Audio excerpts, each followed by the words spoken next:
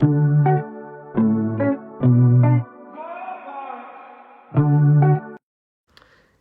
welcome back to Friday Reads, where we help you find your next read. I'm Jill. And I'm Julie, and this week we are going to show you titles in Amish fiction. These books feature Amish characters and Amish communities. Although our library is closed to the public, remember we are open for curbside pickup. So if you see a title that you need, just go to infosoup.org and put it on hold, and you can pick it up at the library when it comes in. All right, my first pick in the Amish authors is by Wanda Brunstetter, and it's a book called The Decision. And Wanda Brunstetter writes both standalone books and series. This is part of a series. It's part of the Prairie State Friends series. In this book, Jonah Miller, the main character, starts a new life in Illinois.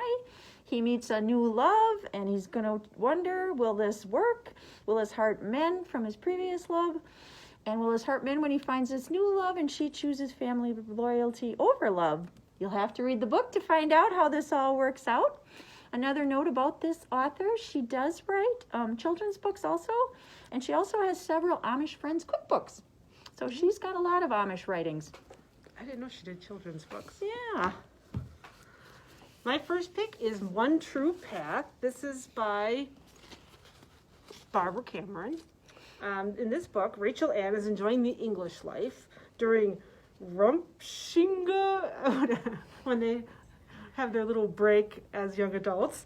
She's with an English boy, much to the chagrin of Abram Lapp, who is her neighbor, who can imagine her being his wife and wants to spend the rest of his life with her and doesn't want her to be English.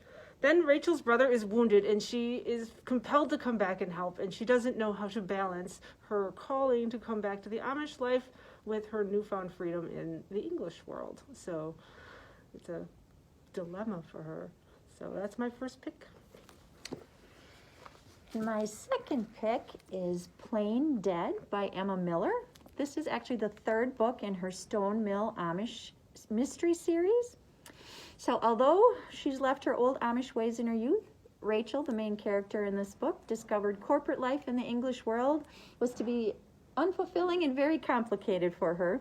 So having returned to Stone Mill, she's happy to be running her own bed and breakfast. But she's also learning in more ways than one that the past is not so easily left behind. When a newspaperman in the community is murdered, Rachel's beau, Detective Evan Parks, uncovers a file of scandalous information that this man intends to publish. And Rachel begins to wonder, is this Amish community really what it seems? She wants to find out, but she needs to be careful, or her obituary may be the next one in print. Amy Clipson. This is the first in her series of the Amish Marketplace series, The Bake Shop. In this story, it's about Christiana, who loves to bake, and she meets Jeff after she spills coffee on him in the bake shop. And they develop feelings for each other, which goes great until Christiana's father forbids her from dating him. So, and this does not include a recipe, but a lot of the Amy Clipson books do include Amish recipes, so that's something interesting if you're looking for that. Very cool. And my third pick, this one's got kind of a glare on the title, on the cover, is the Amish author Jennifer Beckstrand and her book, A Courtship on Huckleberry Hill. This is part of the Matchmakers of Huckleberry Hill series, and this series actually takes place in Wisconsin. Ooh. So in this story, Sam, one of our main characters, is at the end of his rope. It's all he can do to work the farm, take care of his family, care for his mother, and he has got to take care of younger siblings. So when the new school teacher starts challenging Sam's younger disabled brother, he runs out of patience. Doesn't matter if she's pretty and has eyes as blue as the sky. She's feisty and stubborn and has a mean streak. So if she thinks she can bully his brother just because she's the teacher, she has another thing coming. So the teacher, Elsie, doesn't intend to let Sam tell her how to run her classroom. So she has her job to do. So you're going to have to read and find out what happens when sparks fly between these two, especially when Elsie's grandparents get involved and want to stir up even more excitement.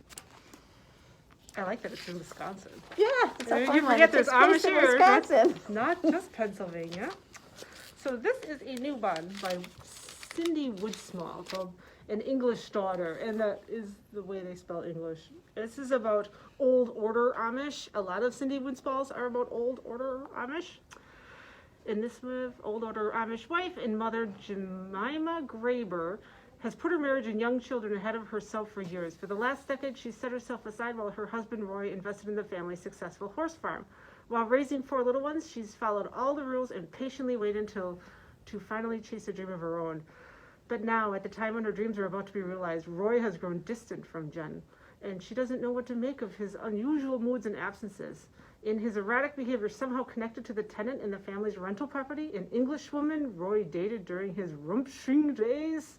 And if so, how far does God's forgiveness extend in impossible situations? So, this one's brand new on our new shelf. My next pick is by author Suzanne Woods Fisher, and this one is called Mending Fences. And this one, Luke Schrock is our main character, and he's a new and improved man after his stint in rehab. Although everybody in Stony Ridge only remembers the old Luke, they may have forgiven him, but nobody really trusts him. He's allowed to come back and live at Windmill Farms under 2 conditions. First, he must make a sincere apology to everyone he's hurt, and second, he must ask each victim to describe the damage that he has caused. Simple, Luke thinks. Offering apologies is easy, but discovering the lasting effects his careless actions have caused, that isn't so simple. And his list keeps growing. Then comes along Izzy Miller, who also boards at Windmill Farm, and his clumsy efforts to befriend her only annoy her. Eager to impress, he sets out to prove himself by locating her mother, and when he does, her identity sends shocks waves through the town. Will there be a happily ever after in this one? You have to read the book and find out. Next one is by Linda Byler. It's called A Second Chance. And this book is an Amish romance. It's a story of Edna Miller, who's 29 years old, and she works as a mod, which is caring for new mothers and babies. And she wishes for a family of her own, but at 29, she thinks that it's not going to happen anymore. And then she gets a letter from her crush, and she's wondering if this is too good to be true, if there's more to the story. So, Linda Byler, Second Chance. And my last pick, I chose Beth Weissman, and this is actually her book called Amish Celebrations. And this is 4 different stories. There's 3 young couples and 1 exhausted young mother star in this quartet of stories. In the first one, The Gift of Sisters, twins Hannah and Elizabeth excitedly await their 16th birthday. They both fall for a newcomer in the town. Got to see what conflicts arise with that. The second story is A New Beginning. Noah and Rebecca are about to be baptized and then engaged, but Noah decides he needs time to enjoy his Rumspringa, causing Rebecca to consider this proposal. Got to see if things are going to work out for them. The third one is A Perfect Plan, where a couple finds that their wedding plans keep getting thwarted, causing them to question their lives and the path they're on. And the last one is a holiday story in this book called The Christmas Miracle, which follows 27-year-old Mary and her 5 children. She's overwhelmed with the holidays, feeling more Grinch-like than Santa-like, until a run-in with a holiday elf changes her thoughts about Christmas. So if you want an introduction to Beth Weissman's writing, this may be a great place to start since it's got 4 different stories. There might be something in there for you. If you read fast, you'll get to that Christmas one. My next one is Just Plain Murder by Laura Bradford. I picked this one because I thought it was interesting. A lot of these are Amish romances, and this one's murder, although I noticed you had a murder on your list too. Yeah, there were some. In this one, Claire Weatherly and her beau, police detective Jacob Fisher, have been enjoying more time together in Heavenly, Pennsylvania. With Claire's help, the detective is making slow progress reconnecting with the members of his Amish family that shunned him when he left to pursue a career in law enforcement. Russ Granger, the long-retired police chief who inspired Jacob to become a cop, is back in town, and Claire has always wanted to meet him. But not long after he arrives in Heavenly, Russ is murdered. Jacob and Claire soon find that things are not as they seem, and Russ may have stumbled into something sinister before he was killed. Uh-oh. Laura Bradford. Thank you so much for watching us today. We hope you got some ideas for your next read. We'll see you next time. And if you have a favorite Amish author, please share in our video feed. We'd love to hear from you. Happy reading! Happy reading, everybody!